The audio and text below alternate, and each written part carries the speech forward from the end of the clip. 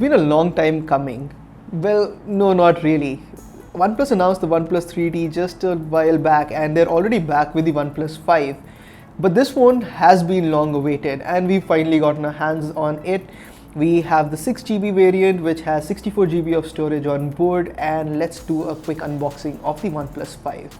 Now OnePlus hasn't really changed much when it comes to the design of the box. It's pretty much similar to the OnePlus 3T and all the phones that came before it. It is a white box with a 5 written on the front, and you've got OnePlus branding at the top.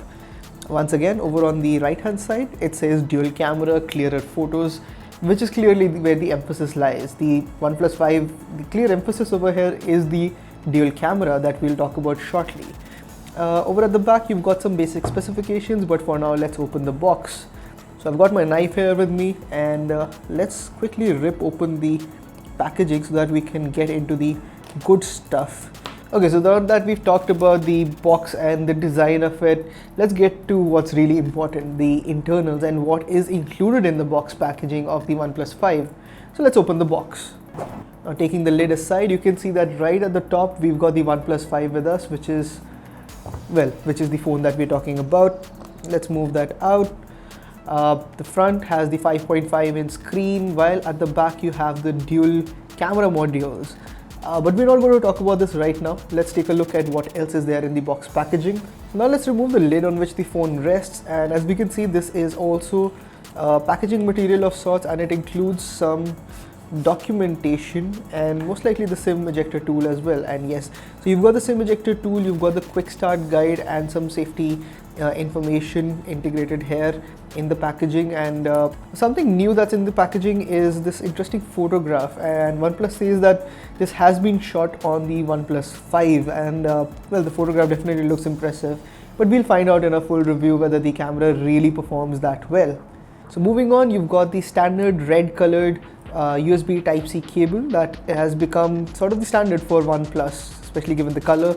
And you've also got the dash charger. Now this is OnePlus's super fast charging technology that basically takes the heat away from the phone, and it basically heats up the charger instead of the phone, and it's supposed to be good for your battery. Once again, something that we'll talk about in the review. There has not been many changes on the charging front, and this is the same dash charging that we've seen on the OnePlus 3T. Not to say that that was any slow, it is, and it remains one of the fastest charging standards out there. So now that we've unboxed the OnePlus 5, let's take a closer look at the hardware of the phone itself. At the front you've got a 5.5-inch Full HD AMOLED display. There's a 16 megapixel camera at the top as well as a fingerprint sensor at the bottom. We'll switch on the phone, and while it boots up we can take a closer look at some of the other aspects of the device. So now over on the right hand side you've got the power button, and this is where you'll also find the dual SIM card slots. At the top, well, there's nothing going on over here. The left hand side retains the 3-way toggle switch that we've seen on the other OnePlus devices like the OnePlus 3, OnePlus 3T, and it goes back to quite a few generations. You've got the volume rocker below it, and the ergonomics seem to be on point. At the bottom you've got the USB Type-C connector as well as the 3.5mm audio jack. Now coming to the back of the phone, the design of the device has been sort of polarizing. Early leaks suggested that, well, the OnePlus 5 would look something quite similar to the iPhone, specifically the Plus variant of it with the protruding dual camera lens module, but that's not really the case at all. The design identity is quite unique to say the least. It has slightly curved edges around the corners which fit really well in the hand, and OnePlus has done a good job at hiding the antenna bands at the top and along the bottom edge as well. Now coming to the camera module, this time OnePlus has opted to go for a dual camera system in place, and it works in tandem to create depth of field effects, and it even has a telephoto mode built into it. Now the main camera is a 16 megapixel camera which has an f1.7 aperture lens as well, and this is paired with the secondary camera which is the telephoto camera. Now interestingly, the telephoto camera has a 20 megapixel sensor, and this is paired with an f2.6 aperture lens. And what's really missing over here is optical image stabilization. The phone makes do with electronic image stabilization, and we'll have to see how well that copes up with low light shots.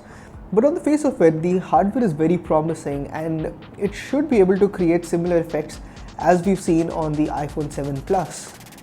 Now we've just about set up the device, and as you can see, the phone is running nearly stock Android. This is something that OnePlus has been famous for, and it's been talking about since its inception.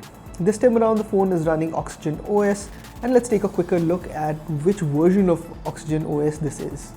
Now, as we've seen in previous generations, the interface on the OnePlus 3, the OnePlus 3T and the OnePlus 5 continues to be absolutely neat and clean. This is an almost vanilla build of Android, but it does have some of customizations which have been done by OnePlus. Let's take a look at which is the version of Oxygen OS running on board. So now OnePlus's version of Android is called Oxygen OS, also known as Hydrogen OS in China. This time around it's running on version 4.5.0, and that seems to be the absolute latest version right now. In terms of RAM, you've got 6GB and storage is 64GB. Let's take a look at how much of that storage is available at first boot. Out of the total 6GB of RAM on board, you get about 4.1GB free after a couple of hours of use. So 52.67GB of the 64GB is available at first launch, and that's not too bad considering that there's no bloat at all over here. Something that's worth noting about the phone is that it has UFS 2.1 storage, which means that it's going to be blazing fast when it comes to accessing anything that you've stored on the memory. And talking about performance, now once again, the OnePlus 3T really set the benchmark for being one of the fastest phones in its category. And this time around, OnePlus has obviously gone for the latest specifications, and you've got a Snapdragon 835 processor. But that's not really the key focus over here for us, because we've come to a point where performance is pretty good across the board. Even with the Snapdragon 821 on board the OnePlus 3T, the phone was blazing fast, and you're not going to see too many perceptible improvements this time around.